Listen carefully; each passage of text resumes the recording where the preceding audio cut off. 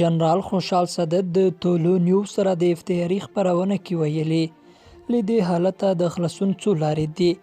لومړی د بندیانو د خلاصون پروسه دې ودرول شي.